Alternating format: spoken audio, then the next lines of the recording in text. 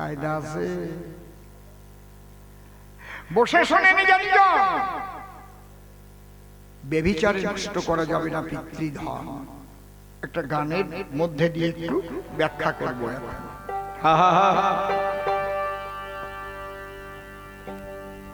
সনাতনের তত্ত্ব কথা শোনো বিশ্ববাসীগণ, সনাতনের তত্ত্ব কথা শোনো বিশ্ববাসীগণ, সনাতনের তত্ত্ব কথা শোনো বিশ্ববাসীগণ। সব ভাবনায় যুক্ত থেকে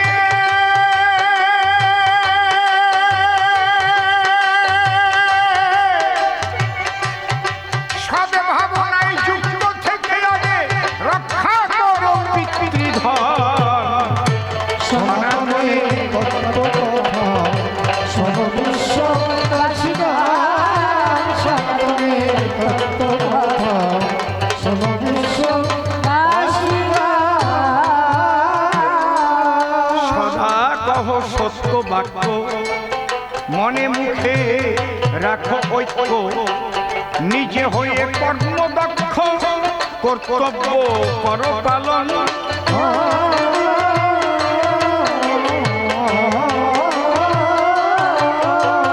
ভাইরে সদা কহ সত্য বাক্য,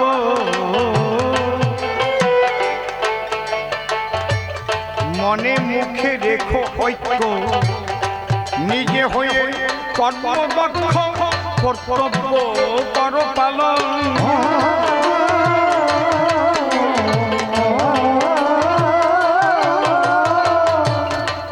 পরনারী মাতৃজ্ঞানে ভজন করো মনে প্রাণে। পরনারী মাতৃজ্ঞানে ভজন করো মনে প্রাণে।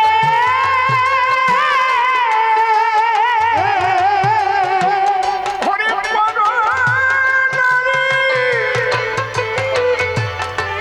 পরনারী মাতৃজ্ঞানে ভজন করো মনে প্রাণে। পরনারী মাতৃজ্ঞানে ভজন করো মনে প্রাণে।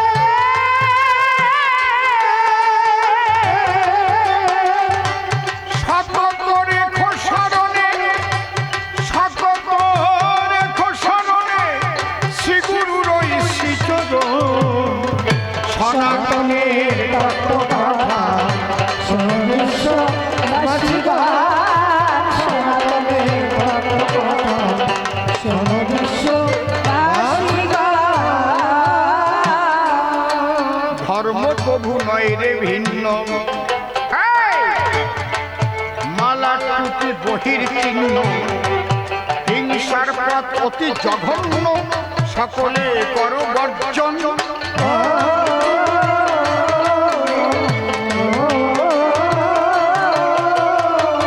তোমরা আল্লাহ কিংবা ভজ হরি, ফকিরি কি ব্রহ্মচারী। আল্লাহ কিংবা ভজ হরি, ফকির কি ব্রহ্মচারী।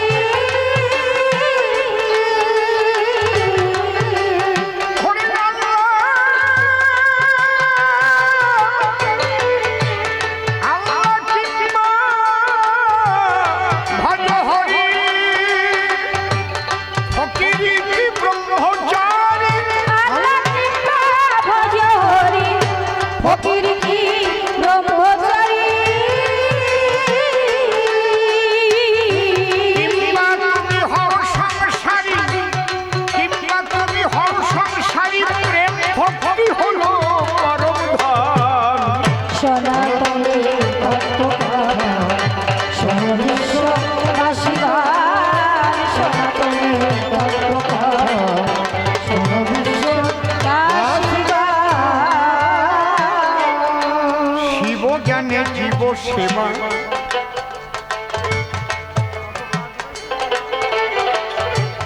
যে যতটুকু পারো দেবা, শিব জ্ঞানে জীব সেবা। যে যতটুকু পারো দেবা, না পুজিলেও দেবী দেবা, হবা প্রেমের মহাজন।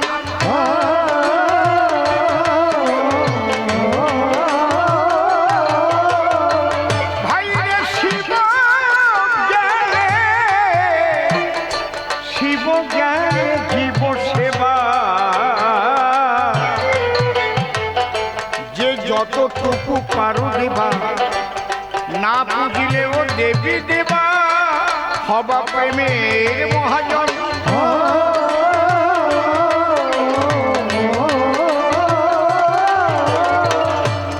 মাতা পিতার চরণ তলে পূজা দিও ভক্তি ফুলে, মাতা পিতার চরণ তলে পূজা দিও ভক্তি ফুলে।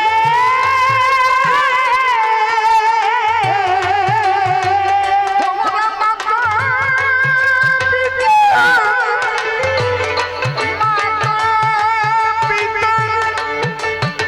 মাতা পিতার চরণ তলে পূজা দিও ভক্তি ফুলে।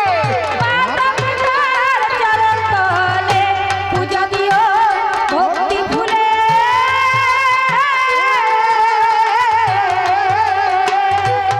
অধম সীমিতে দেবনে আমার হলো না সাধন ভজন।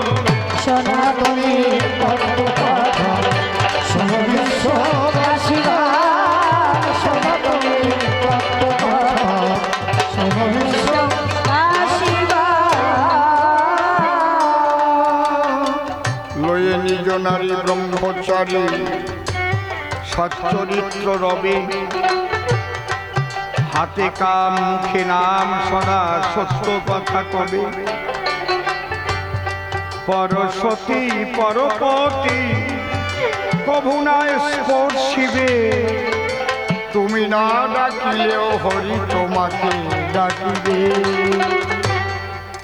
কবি রসরাজ তারকচাঁদ সরকারের কলম। ইহাই দর্শন। তুমি মুসলমান হও, যে যাই হও না কেন, হিন্দু হও, খ্রিস্টান হও, এটা একটা মত পথ হতে পারে। ধর্ম কিন্তু এক সনাতন। সমস্ত ধর্মের একটাই দর্শন। দর্শন পরিবর্তন করার কারো ক্ষমতা নেই। যখনই দেখবেন যে কোনো জায়গায় এর বিরুদ্ধ কথা লেখা, বুঝবেন যে এইগুলো পাগলের ভুল বকা, ঠিক না। আলোচনা করলে বহু আলোচনা করা যায়, কিন্তু সব আলোচনা বর্তমান আমার মুখে শোভনীয় নয়। বর্তমান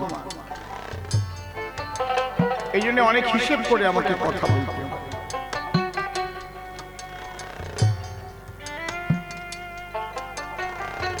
তাহলে মানুষের ধর্ম মনুষ্য। আমি যদি আমার মা বাপকে খেতে না দিই, তাহলে আমাকে মানুষ বলবে, লোকে বলবে লোকে গান গেয়ে বেড়ায় লোকটা। ওর মা পরের দরজায় চেয়েছে দুটো ভাত খায়, বাবা বুড়ো মানুষ, ওষুধ কেনার টাকা পায় না। কি হবে? মানুষ আমাকে মানুষ বলবে না অমানুষ বলবে? মনুষ্যত্ব হারিয়ে গেল। এই জন্যই শ্রী ঠাকুর ভবা পাগলা শ্বেত পাথরে লিখে রেখে গেছেন, এইটা আগে পালন করতে। বলছে কর্তব্যই ধর্ম। কর্তব্যহীন মানুষ কখনো ধার্মিক হতে পারে না। আমরা কয়জন কর্তব্য রক্ষা করি? আমরা যারা নরনারী যদি নিজে নিজের কথাটা চিন্তা করি, 10,000 টাকা মাসে খরচা করে অ্যালসেশিয়ান কুকুর পুষি, কিন্তু নিজের মা বাবার জন্য কত টাকা খরচা করি? বৃদ্ধ পিতা, বৃদ্ধা মাতা, একবারও মনে ভাবি না যে ওই মায়ের গর্ভে আমি জন্ম নিয়েছিলাম, মা আমাকে গর্ভে নিয়ে কত কষ্ট করে চলাচলতি করত, তারপরে প্রসব বেদনা সহ্য করেছিল মা, কত রক্তক্ষরণ হয়েছিল, সমস্ত ব্যথা ভুলে গিয়েছিলেন আমার মা। যখন আমি প্রসবের পরে ডাক্তার বাবু বা ধাত্রী মা মায়ের কোলে দিয়েছিল, আমি তো সেই খোকন যে মায়ের কোলের মধ্যে কত প্রস্রাব করেছি, মা খেতে বসেছি, সেখানে পায়খানা করেছি, মা তো আমাকে ফেলে দেয়। মায়ের স্তন সুধা পান করেছি।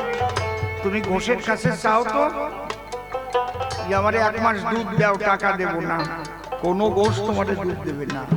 দেবে দেবে কি বিনা পয়সায় দুধ দেবে? তাহলে তুমি যে মায়ের স্তন সুধা পান করেছ, তার ঋণ তো কিছু দিয়ে শোধ দিতে পারো না। তুমি পারো কি মানুষ?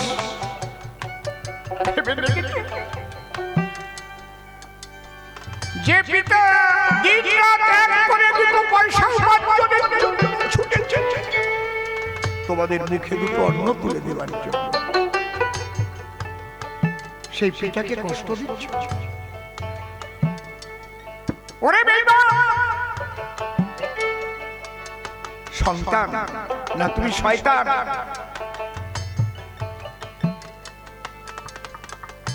কোন পূজায় কিচ্ছু হবে না, রাম নাম, আল্লাহ নাম, কৃষ্ণ নাম, কালী নাম, গড নামে কিচ্ছু হবে না যদি মা বাবা সন্তুষ্ট না হয়। লিখে নিতে পারবে। আমাদের কবি গানের আগে এক মা বক্তব্য রাখছিলেন, তিনি শিক্ষিকা মনে হয়, খুব ভালো কথা বলছেন, আমি শুনছিলাম। তবে তিনি একটা কথা ভুল বলেছেন,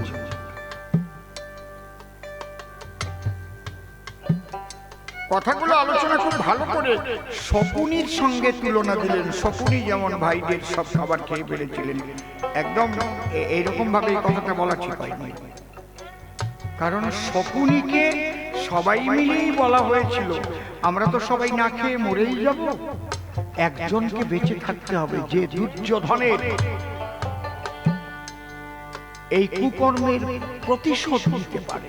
কে বেঁচে থাকবে বলো? কারণ 101 জন, 100 ভাই আর তার পিতা সেই মাটির নিচে ঘরের মধ্যে আটকে দিয়েছে দুর্যোধন। একদিনের মাত্র খাবার দিয়েছে প্লেটে করে, শুকনো খাবার। 101 জনকে 101টা প্লেটের ভিতরে পরিপূর্ণ করে বলছে একদিনের খাবার খাবে, আর 100 দিন না খেয়ে থাকতে হবে, 101 দিন পরে দরজা খুলব না খেয়ে। তখন সবাই বসলো। সুবল রাজা বলল তাহলে আমরা তো সবাই মারা যাব, কিন্তু একজনকে বেঁচে থাকতে হবে। যদি সে প্রত্যেক দিনই একটা প্লেটের খাবার খায় তাহলে 101 দিন বেঁচে থাকতে পারবে। 101টা প্লেট আছে, আমরা সবাই মরে গেলেও বলো বলো কে বেঁচে থেকে এর প্রতিশোধ নিতে পারবে? কেউ কোনো কথা বলে না। তখন 2 হাত জড়ো করে ভাসিয়ে 2 আঁখি লড়ে ডেকে বলে পিতার ধারে শকুনি বাবা, বাবা আমাকে আশীর্বাদ করো, আমি যেন আমার পিতৃ হত্যা, আমার ভ্রাতৃ হত্যার প্রতিশোধ নিতে পারি। তখন সুবল রাজা বলল ঠিক আছে, আমার পাঁজরের হাড় মন্ত্রপুত করে আমি রেখে যাব, আমি মরে গেলে পাঁজরের হাড় খুলে তুই নিয়ে গিয়ে পূর্ণ করতে তোর মনের আশা, এই হাড় দিয়ে তৈরি করবি শকুনির পাখা।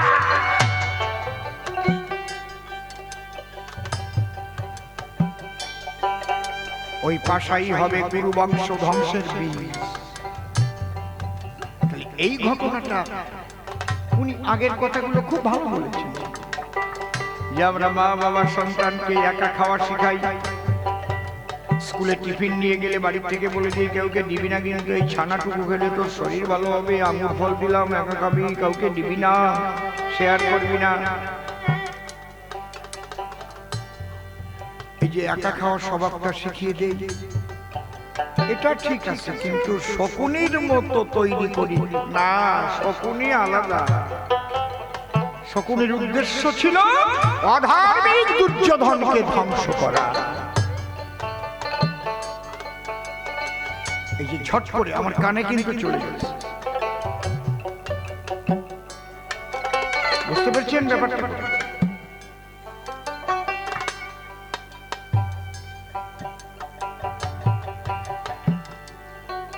কে কোন উদ্দেশ্যে কি কর্ম করে আগে বোঝা প্রয়োজন।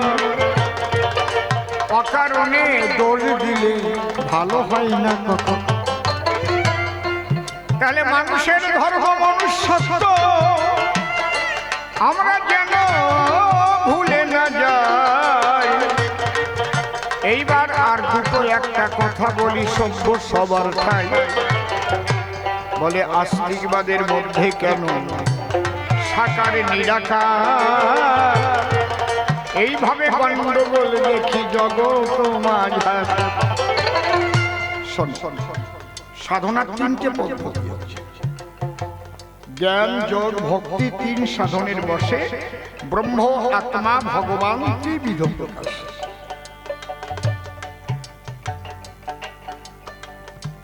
সবার সাধনার পদ্ধতি এক নয়, তবে একটা জায়গায় ভুল হয়ে যায়। কোথায়? যদি আমি বলি ঈশ্বর শুধু নিরাকার কিংবা আল্লাহ শুধু নিরাকার, এটা ভুল কথা। আবার আমি বলবো ঈশ্বর সর্বশক্তিমান, ছোট, আল্লাহ সর্বশক্তিমান। সর্বশক্তিমান যদি সে হয়, তাহলে সে যদি নিরাকারে শুধু থাকতে পারে, সাকার হতে না পারে, তাহলে একটা শক্তি তার কম পড়ে যায়। সাকারে নিরাকারে সর্বাকারে সর্বাধারে যে আছে বিরাজমান, তাকেই তো বলি আমরা সর্বশক্তিমান। আমি কবি গান গাইছি, আমি যদি রামায়ণ গাইতে পারি, নাম কীর্তন গাইতে পারি, বাউল গাইতে পারি, হরে কৃষ্ণ নাম গাইতে পারি, ক্লাসিক গাইতে পারি, বেহালা বাজাতে পারি, হারমোনিয়াম বাজাতে পারি, দোতারা বাজাতে পারি, বাঁশি বাজাতে পারি, ঢোল বাজাতে পারি, কাশি বাজাতে পারি, তাহলে আমাকে কি বলবে? অলেস স্কয়ার বলবে না? তাহলে অলেস স্কয়ার কিন্তু অত সোজা না।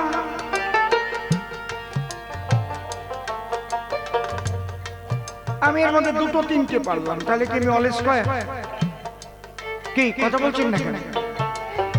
তাহলে সর্বশক্তিমান যিনি হবেন, তিনি সাকারেও থাকবেন, নিরাকারেও থাকবেন, সর্বাকারে সর্বাধারে তিনি থাকবেন।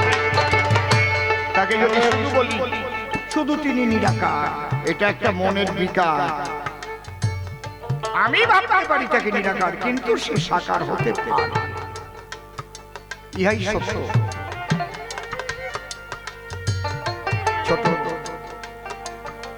আমরা জ্যামিতি যখন প্রথম, জ্যামিতির সাবজেক্টটা কোন ক্লাসে প্রথম দেয়? জ্যামিতিটা কোন ক্লাসে ফার্স্ট স্টার্ট হয় বলতে পারবেন? ক্লাস 5 থেকে জ্যামিতি। ভেরি ভেরি একদম জ্যামিতি পড়তে গেলে বলুন তো, জ্যামিতি বই খুললেই কিসের সংজ্ঞাটা আগে পড়তে হয়? আস্তে আস্তে ধীরে ধীরে আলাপ কর। কি সংজ্ঞা? বিন্দু কাকে বলে? আগে ত্রিকোণমিতি সবার আগে হচ্ছে একেবারে প্রথম সংজ্ঞা।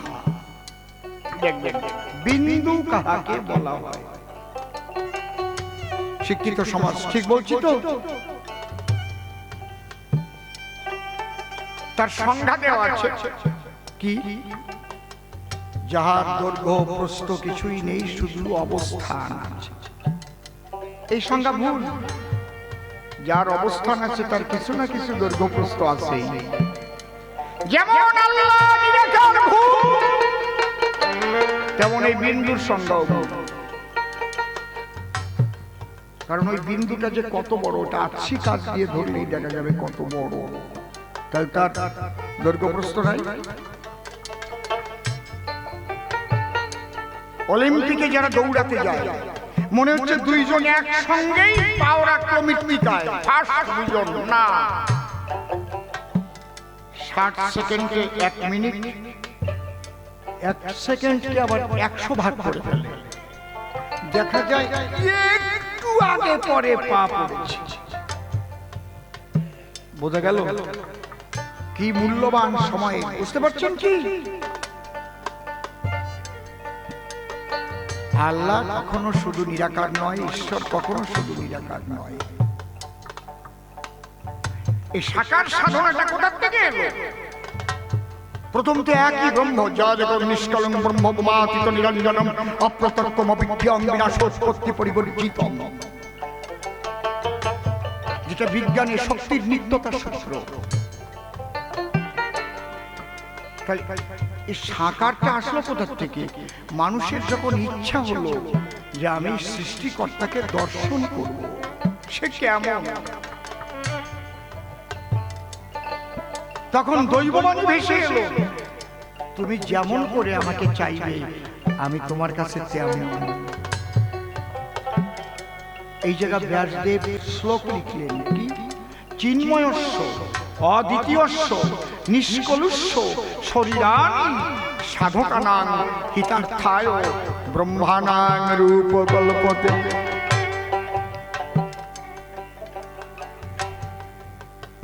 আমাদের শ্রদ্ধেয় দীপক বাবু মা এবং বাবা এই স্মৃতিমন্ত্রী, বলুন স্যার আপনি বলুন, যিনি এই মূর্তি তৈরি করেছেন আপনার মা বাবাকে তিনি দেখেছেন কি? দেখেন, ছবি দিয়েছিলেন, ছবি দেখে তার মনের মধ্যে কিন্তু আগে মূর্তিটা নিয়েছে। এই মনের শক্তি যার যত বেশি হবে সে খুব সুন্দর করে তৈরি করতে পারবে। He is the greatest fighter who can control his own mind. যিনি কালী তৈরি করেছেন, যিনি কৃষ্ণ তৈরি করেছেন, যিনি শিব তৈরি করেছেন, তার 14 পুরুষ কালীকে দেখছে কিনা তাকে দেখেন। কল্পনার মূর্তি। আমি চেয়েছি আমি মাতৃরূপে তাকে দেখিতে চাই। কেউ ভাবে কৃষ্ণ রূপে পাবো, কেউ ভাবে শিব রূপে পাবো বলে আমি শিবের ভজন করব। মূর্তিটা তোমাকে গড়তে হবে, তুমি কোন রূপে চাও। তুমি যদি শ্বেত কালী অর্থাৎ সাদা কালী তৈরি করে পূজা করো, নাম কালী কিন্তু রং সাদা, যেদিন তোমার সাধনার পরিসমাপ্তি হবে, প্রেম ও ভক্তিতে পরিপূর্ণ হয়ে যাবে, ওই সাদা রং নিয়েই মা তোমার কাছে এসে দাঁড়াবে। এই জায়গায় গীতায় বলেছে যে যথামাং প্রপদ্যন্তে তাং স্তথৈব ভজম্মহম মম বর্তানুবর্তন্তে মনুষ্যা পার্থ সর্বস্ব।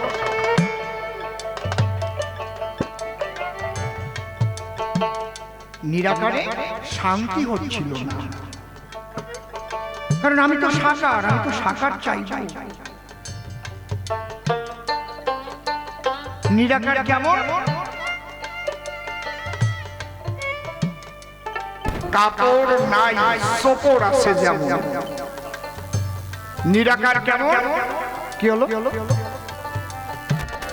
ভালোই তো হচ্ছিল, এটা কি করি? নষ্ট হয়ে গেল। হ্যালো, কেটে গেছে। হ্যালো,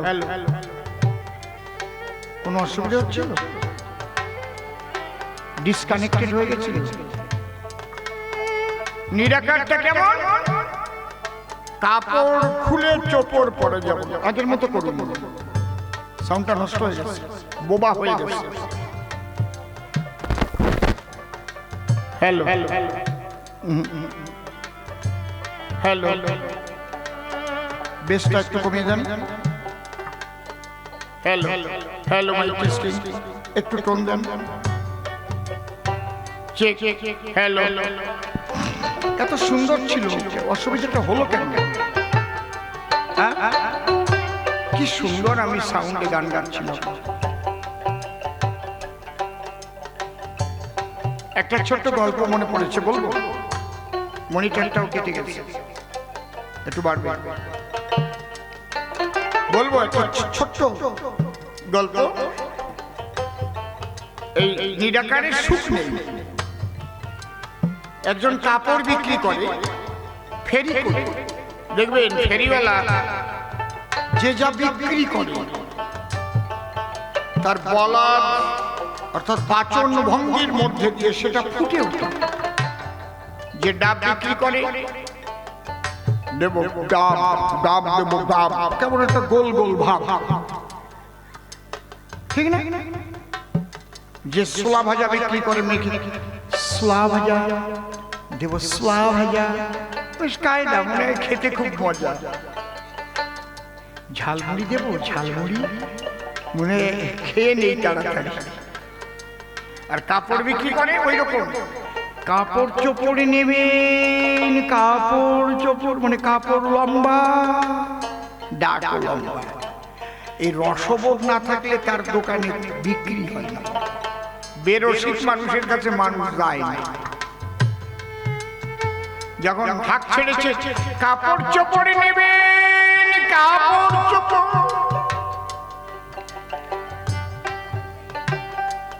রাজা আর রানী দুজনে বসেছিল। সাউন্ডটা কেমন হয়ে গেল? হ্যালো হ্যালো হ্যালো হ্যালো, সাউন্ডটা সেই জায়গায় এলো না কিন্তু বাবা। ও বাবা, বাবা সাউন্ডটা কিন্তু সেখানে তুমি আর আনতে পারো না। চেষ্টা করো, আনলে ভালো ভালো লাগবে আমার। না, এটা বেশি হয়ে যাচ্ছে, কোথায় দিচ্ছ? আমি একদম কত আনন্দে গান গাইছিলাম, এত সুন্দর মাইক, কেন মাঝখানে এরকম হয়ে গেল বুঝতে পারলাম না। টিউন খুব সূক্ষ্ম জিনিস, একবার নড়ে গেলে সর্বনাশ। হ্যালো, তোর এই মনিটরটাও তো নেই মনে হয়। হ্যালো হ্যালো,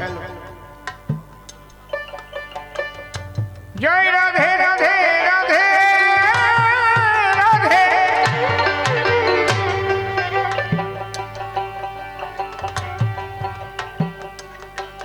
রানী ওই ডাক শুনে রাজাকে বলছে, রাজা মশাই কি জীবন ভরে তো কাপড় কিনে দিলে, একখানা সোপড় কিনে দাও না।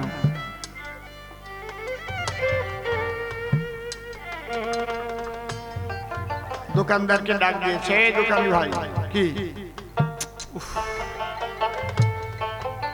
হাম্বিং হচ্ছে, হাম্বিং হচ্ছে। এই তোমার চোপড় কত করে? বলে চোপড় মানে? বলে তুমি এই মাত্র বললে না কাপড় চোপড় নেবে। আমরা কাপড় নেব না, চোপড় নেব।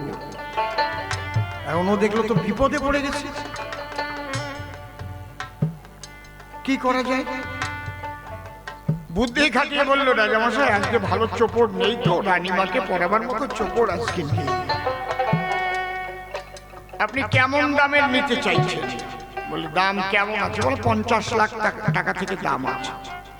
রানীমা বলছে আমি কম দামের নিতে চাই না, আমি 50 লাখেরটাই নেব। বলছে তাহলে অন্তত আমাকে 25 লাখ আগাম দিতে হবে। তাই নাহলে দেবে কেন? ঠিক আছে, তুমি তো আমার রাজ্যেরই, নাম ঠিকানা সব পরিচয় রেখে দিয়ে বলে 7 দিনের ভিতরে যদি তুমি সোপড় না দাও রানী মায়ের, তাহলে তোমাকে কিন্তু গর্দান হবে। ঠিক আছে, ও 25 লাখ টাকা নিয়ে গল্প গল্প, ওই যে উনি গল্প শুনতে চাইছে, বাড়ি চলে গেল। মনের দুঃখে খাটের পরে অমনি শুয়েছিল। গিন্নি গিয়ে ডাক দিয়ে বলে গো, তোমার মুখ মলিন কেন তাই? কি হয়েছে প্রাণনাথ আমি জানতে চাই।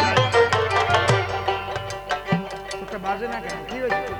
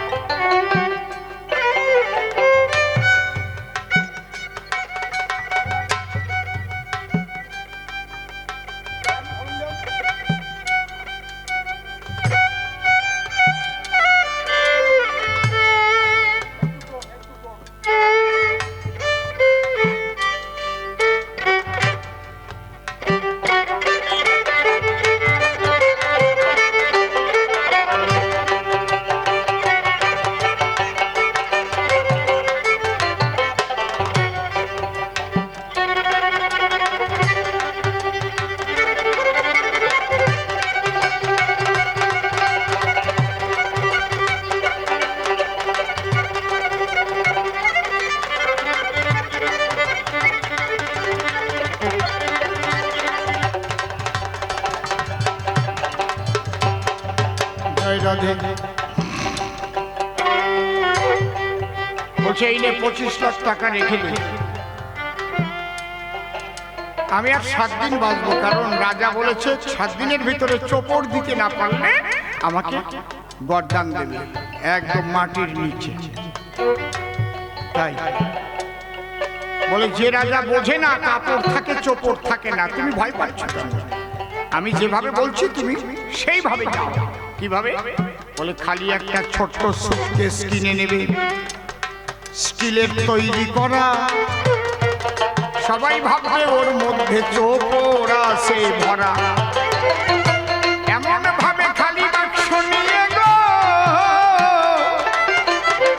তুমি রাজবাড়িতে যাবে, তালা দিয়ে বাক্সটা বন্ধ করা রবে। তুমি গিয়ে বলবে রাজামশাই সবচেয়ে দামি চোপড় তো, এই চোপড়ের একটা ধর্ম আছে। কি? এই চোপড় একমাত্র তিনিই দেখতে পারবেন যার মা সতী। কারো মা যদি এতটুকু কুকর্মে কখনো লিপ্ত হয়ে থাকে তার চোখে কিন্তু এই চোপড়টা ধরা পড়বে না। যাও গিয়ে বলবে মন্ত্রী মহাশয় থাকবে, রানীমা থাকবে, আপনিও থাকবেন, আমি চোপড় দেব। শিখিয়ে দিয়েছে স্ত্রী। বাক্স করে কিছু নাই তার ভিতরে, রাজবাড়িতে গেল, মন্ত্রী রাজা রানীমাকে ডাকি দিয়ে আনিল। রাজা মহাশয় নিবেদন পাইব, আমি চোপড় নিয়ে আসি, যে চোপড় পেলে রানীমা হবেন ভীষণ খুশি। তবে একটা কথা আছে, এই চোপড় তিনি দেখতে পাবেন যার মা সতী। অসতীর পুত্র কখনো কিন্তু চোপড় দেখতে পাবে না। এবার মন্ত্রী বসেছে, রানীমা বসেছে, রাজা বসেছে, তালা খুলে ডালা খুলে কিছু তো নাই, হাত দিয়ে মন্ত্রীর কাছে নিয়ে বলছে দেখুন তো চোপড়টা কেমন। মন্ত্রী চেয়ে দেখে তাই কিছু নাই। তাহলে কি আমার মা কি অসতী ছিল নাকি? আর যদিও আমার মা অসতী থেকে থাকে জানাবো কেন রানী আর রাজাকে? মন্ত্রী বলছে বাহ চমৎকার চোপড়, চোপড় দেখে বড় শান্তি পেলাম। কাজ সারা। এইবার রাজার কাছে গিয়ে কাপড় বিক্রেতা কয় দেখুন তো চোপড় আপনার পছন্দ হয় কি না হয়। রাজা চেয়ে দেখে তাই কিছু নাই। তাহলে মন্ত্রী যখন দেখতে পেল গো মন্ত্রীর মা সতী ছিল, তাহলে আমার মা অসতী রয়ে গেল। কিন্তু কাউকে জানতে দেব না আমি গো। মনে আছে ভাবো মন্ত্রী যখন দেখেছে চোখে আমিও দেখিব। রাজা বলছে বাবা বাবা বাবা চোপড় আমার ভীষণ পছন্দ, খুব সুন্দর। এবার রানীর কাছে যাও। রানীর কাছে গিয়ে যখন চোপড় নিয়ে ধরে বলছে রানীমা এই চোপড় মন্ত্রীর পছন্দ, রাজার পছন্দ, বলো তোমার পছন্দ কিনা? এখন রানীমা চেয়ে দেখে তাই আসলে কিছু নাই। তাহলে কি আমার মা চরিত্রহীনা ছিল? রাজার মা সতী হয়ে যাবে, মন্ত্রীর মা সতী হয়ে যাবে, আর আমার মা অসতী হবে। রানীও বলছে বাবা বাবা বাবা কত সুন্দর চোপড় এনে দিলে গো, বড় ভালো লাগে। বিভিন্ন রঙের চোপড় দেখে হৃদয়ে আনন্দ জাগে। রাজা বলে রানী এবার তুমি আমার কথা ধরো, নিজের কাপড়খানা খুলে এবার ওই চোপড়খানা পরো। চোপড় পরা যাবে কি? চোপড়ে যেমন পরা যায় না, নিরাকারে তেমন আনন্দ হয় না। তাই সনাতন হিন্দু ধর্মের ভক্তিবাদের সাকার সাধনা রাধা কৃষ্ণ নিতাই গৌর রাম সীতা হর পার্থ আমরা গড়িয়া মূরতি সাধনায় হই প্রতি।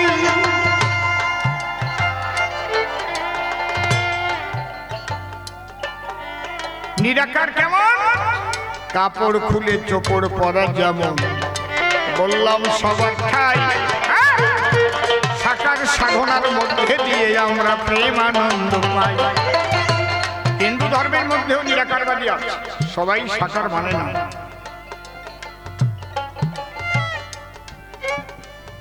নিরাকারবাদীরা সবসময় একটু রূঢ় টাইপের, আর সাকারবাদ যারা পূজা পার্বণ সাকারে করে তাদের মনটা কোমল হয়। হরে কৃষ্ণ।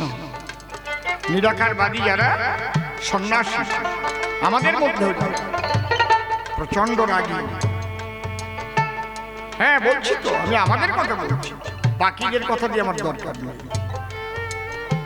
এক কথায় নিরাকারবাদী যারা হয় তারা একটু রূঢ় টাইপের হয়, আর সাকারবাদী যারা প্রেম ভক্তি ভিক্ষা মাগে তারা তারা পথের ধুলায় গড়িয়ে পড়ে একজনকে জড়িয়ে ধরে দুই চোখের জলে ভেসে প্রেমানন্দে বলে একবার বদন ভরে হরি বল হরি বল।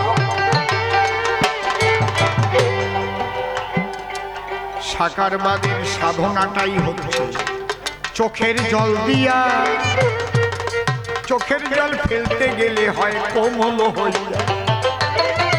আকুলতা ব্যাকুলতা নিয়ে গো কত ব্যথা ভরা মনে, সবকিছু অর্পণ করে তারা গোবিন্দের চরণ। ভক্ত তো এত সহজ নয়। আমি বলছি না যারা নিরাকার তারা খারাপ, তারা তাদের মতো, কিন্তু শ্রেষ্ঠ হচ্ছে ভক্তির সাধনা। ভক্তিতে মানুষ অত্যন্ত কোমল হয়ে যায়, কারণ ভক্তিবাদীরা পথের ধুলা মাখে গায়। তৃতীয় প্রশ্ন করেছে কৃষ্ণ চরিত্র ভালো নয়। তুমি যেমন তুমি তো তেমনই দেখবে। তুমি শুধু কৃষ্ণের বৃন্দাবন লীলা দেখলে, বিয়ে দেখলে, নারী নিয়ে চলাফেরা দেখলে, তাই না? ও শ্যামানন্দ, নাম তো তোমার শ্যামানন্দ, তোমার কপালটা ভারী মন্দ। তুমি কৃষ্ণ প্রাণ গোবিন্দ, তুমি তার নিন্দামন্দ বলছো। বৃন্দাবনে যে রাস করেছিল কাদের নিয়ে?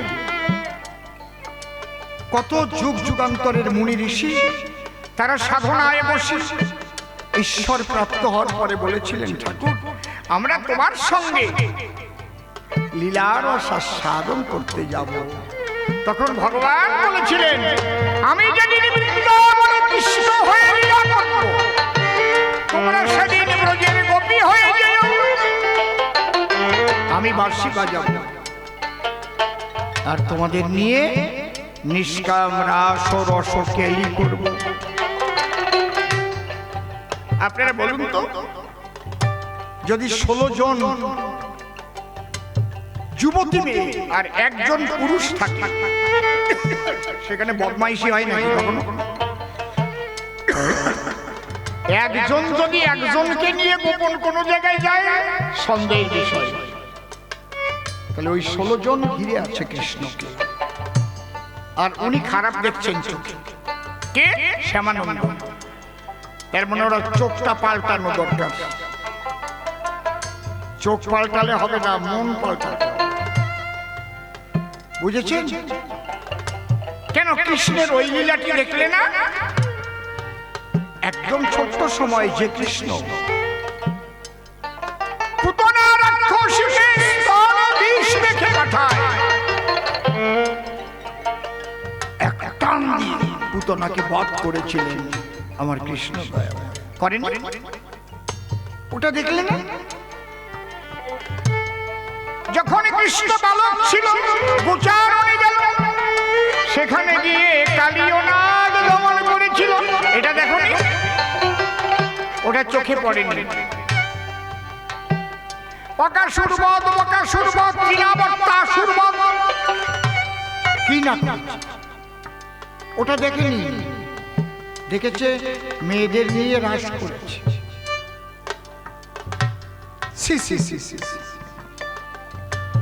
কৃষ্ণলীলার নিন্দা মন্দ করে গেলে তাই বলে মামিমার সঙ্গে কান্তা প্রেম কি করে হয় জানতে চাই। কান্তা প্রেম হয়, কান্তা কাম হয় না। কান্তা প্রেম হয়। আর এই রাধাকে আর আয়ান ঘোষকে আগের জন্মে সুতপা ব্রাহ্মণ আরে বাবা সাধনা করেছিল। তার সাধনায় সন্তুষ্ট হয়ে ভগবান দেখা দিল। বলে বেটা কি চাস বলো আমার পাশ, কিবা তব কিঞ্চন। তখন ত্রিসত্য অঙ্গীকারে আবদ্ধ হইল নারায়ণ। বলে তুই যা চাবি তাই পাই। বলে আমি অন্য কিছু চাই না, আমি তোমার ঘরের ঘরণীকে চাই, মহালক্ষ্মীকে চাই। বলে তুই ভক্ত হয়ে তুই এই চাওয়া চাইলি, দিতে যখন আমি স্বীকৃতি দিয়েছি পাবি। তবে শোন, তুই যেমন চেয়েছিস পরের জন্মে পাবি। তোর ঘরে তালা দেব দেব না খোলার চাবি। চাবি ছাড়া তালা দিল গো, ওই সুতপায় আয়ান হয়ে এলো। নিজের মহালক্ষ্মীকে রাধা হয়ে আসতে হলো। তুমি কাকে বলছো পরের বউ? শ্রীমতী রাধারানী অনন্তকালের মাধুর্য প্রেম শিরোমণি গো। তোমার মনের মধ্যে ধাঁধা, অনন্তকালের রাধা কৃষ্ণ একই সূত্রে বাধা। রাধা পূর্ণ শক্তি, কৃষ্ণ পূর্ণ শক্তিবান। দুই দেহে ভেদ নাই, শাস্ত্রে পরমান। নিষ্কাম জগতের খেলা খেলেছে দুজন, কামের খেলা নয়। যে কারণে বিশ্ববাসী তাদের চরণে পূজা দেয়। আর কামার্ত মানুষ যদি কোনো নারীকে জড়াইয়ে ধরে, তবে তার কপালে জুতোর বাড়ি মারে, নারী ধরে। আর রাধা কৃষ্ণ অনন্তকাল বেষ্টিত হয়ে রয়ে। বিশ্ববাসী পূজা দিচ্ছে সেই যুগলের পায়। সেই রাধা কৃষ্ণের নিন্দা মন্দ তুমি আর করো না, পাল্টাইয়ে দাও তোমার ওই মনের ধারণা। তবে প্রথমবারে আর তারে আমি বলবো না তো বেশি। দেখি এবার সে কি বলে, সভা মধ্যে আসি। তার কথা শুনে শুনে আবার মনে আছে ভাবো, আমি আবার এসে সভা পাশে জবাব দিয়ে যাব। কবি গান তো একবারেই শেষ হবে না ভাই। লং টাইমের প্রোগ্রাম ভেবে দেখুন তাই। ধৈর্য ধরে বসে থাকবেন ভক্তবৃন্দ যারা, শেষের টুক শুনে শুনে ঘরে ফিরবেন তারা। এরপর নিশিবাবু শ্যামানন্দের ভূমিকায় আবার এসে আমার বিরুদ্ধাচরণ করবে এ সবাই। নূতন নূতন প্রশ্ন যদি করে যায় সে গান, আমি এসে সেই প্রশ্নের দেব সমাধান। সমাধান দেওয়ার পরে তাকে ডেকে এনে দুইজনের লড়াই করব সবার সন্নিধানে। লড়াই করিতে করিতে দ্বন্দ্ব মিটে যাবে, তারপরে দুইজনের মিলন হইলে এইভাবে কবিগান হবে সমাপন। চুপ করে বসে থাকুন যত শ্রোতাগণ। এইবার শ্যামানন্দ আনন্দ দিতে আসিবে আপনাদের এসভ্য সভাতে। যেভাবে কৃষ্ণপত্র করেছিল দান, ভাবু যে সভা মাঝে দিলাম সমাধান। একটারও জবাব দিতে রাখি নাই তো বাকি, অন্তরে অন্তরে হলাম আমি সুখী।